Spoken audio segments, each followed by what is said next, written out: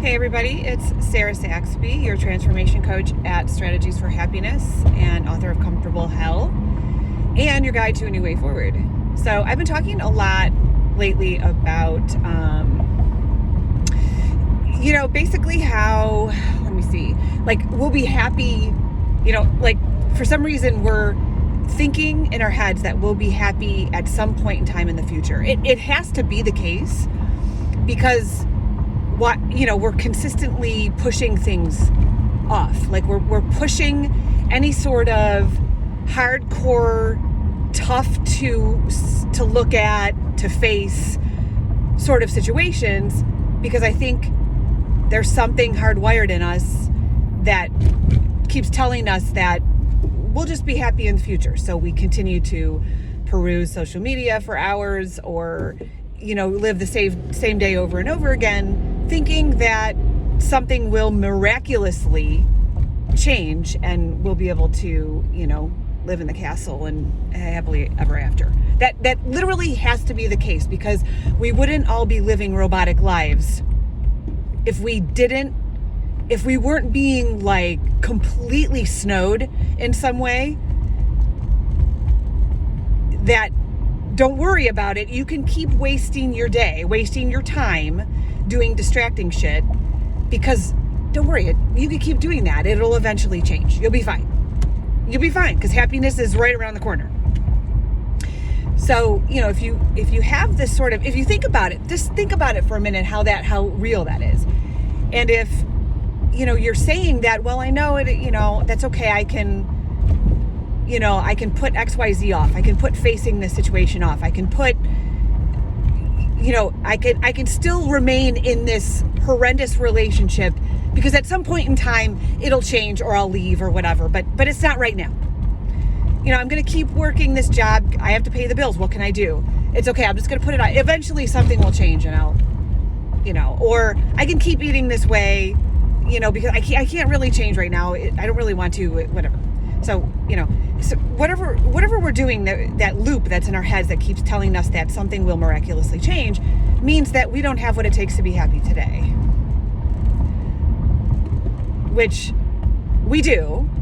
It's just we're caught in that fucking loop that says, don't worry about it, waste your time, live the same day every single day, because one day it's going to change.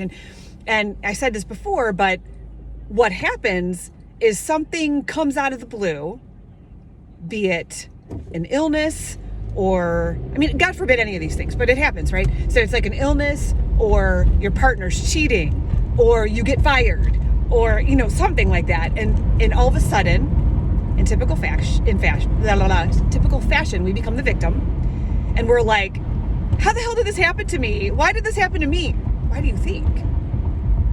Because you've been lied to by that voice in your head that's telling you, live comfortably, you got this, no big deal, it's coming, don't worry. Yeah, well, it's coming, right? And it's not, and the thing is, it's comfortable hell, right? It's not really comfortable, because while you're living the robotic life, there's anxiety, severe anxiety, there's pressure, there's stress, every freaking day. Do you guys feel this? Every day you wake up and it's just like bullets whizzing by your head. Because we don't have that luxury of time anymore, But what I mean by that, time is going faster.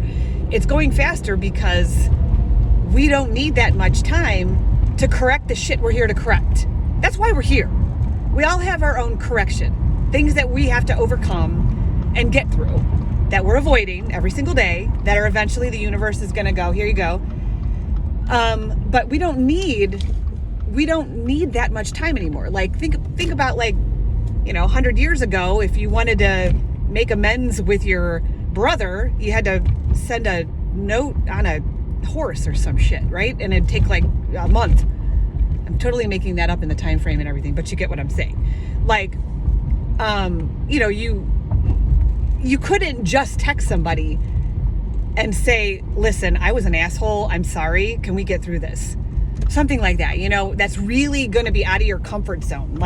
Apologizing to your ex, for something maybe that you did, but you'd be like, I would never do that. Really? maybe that's what you need to do. I don't know. But my point is that this is something that I find to be extremely important these days. Like, just getting past whatever this is, getting over this hump. And, because I'm here to tell you, like, I understand that these steps seem, I've talked to women, believe me, and they're like, there's just no way I'm ever going to do that. There's no way. This is literally just how my life has to be. Like, because I'll never get out. And it's so sad because not being free is way harder than being free. It's just that the steps to get there feel like insurmountable. But once you do it, it's just like it opens up this huge door, to just so many things. And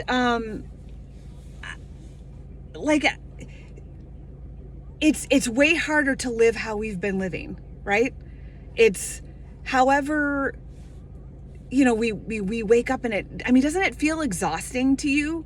It feels like that's why I'm doing what I'm doing right now, because of how like exhausting every fucking day feels, because it's always, and then you go to bed at night and you think like, your mind is a million miles an hour, and you wake up and it's a million miles an hour again. And, one thing that I learned recently is that, you can go to bed at night and you can be completely stressed out because you're like, you know what, you're not any further than you were before. And this is the worst thing that we can do to ourselves, right? Because we're comparing ourselves to an ideal. We're not looking at what we've actually accomplished. We're comparing ourselves constantly to an ideal, like what we think we should be doing or who we think we should be with, right? The job we think we should have, the house we think we should be living in. And every night we go to bed and we're like, great, I'm not there. So then what happens if you actually meet the person, you meet another person, or, you have a different partner or a different job or whatever. And then you're like, great, this is not where I should be. That's because you're constantly chasing something that's always going to be this far ahead of you. It's this ideal that you have in your head that's literally sabotaging you every single day.